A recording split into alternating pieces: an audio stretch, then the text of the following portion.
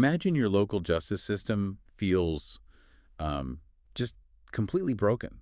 Yeah. Like a situation arises where you as a citizen are clearly wronged, right? Right.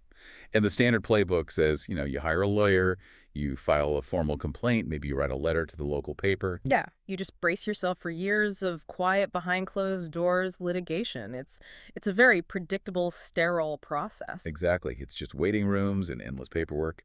But what do you do when you believe that very same local system, like the police, the courts, the city administration, is actually the source of the corruption?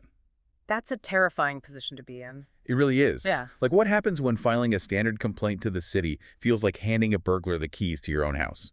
Do you just keep blindly submitting paperwork?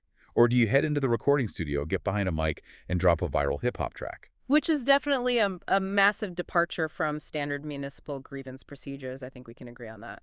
Oh, absolutely. And that's exactly what makes today's deep dive into our source material so compelling.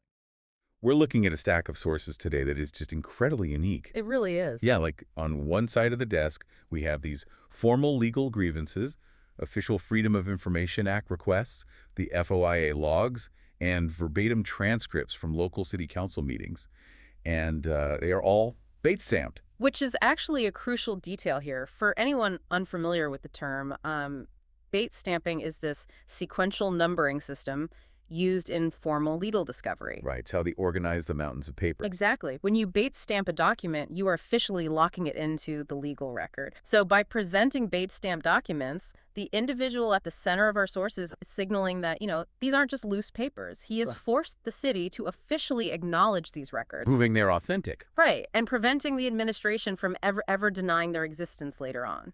And right alongside those heavy, authenticated legal documents, we have a collection of hard-hitting, highly produced hip-hop tracks, which is just wild. It's totally unprecedented. And our mission today is to synthesize all of this material to unpack the story of Tyler Shaw. Right.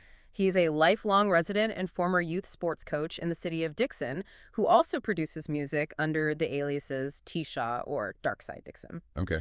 And based on the documents provided, Shaw is attempting to build a massive federal civil rights lawsuit against his own city's police department and administration.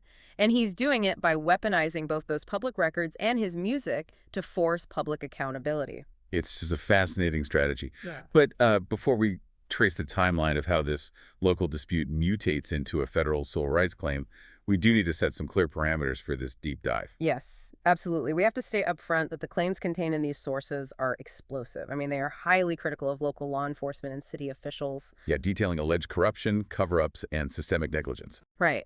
So our role here is just to impartially examine Shaw's evidence, his legal arguments, and his narrative exactly as they're presented in the documents and audio files you've shared with us. We're not here to take sides.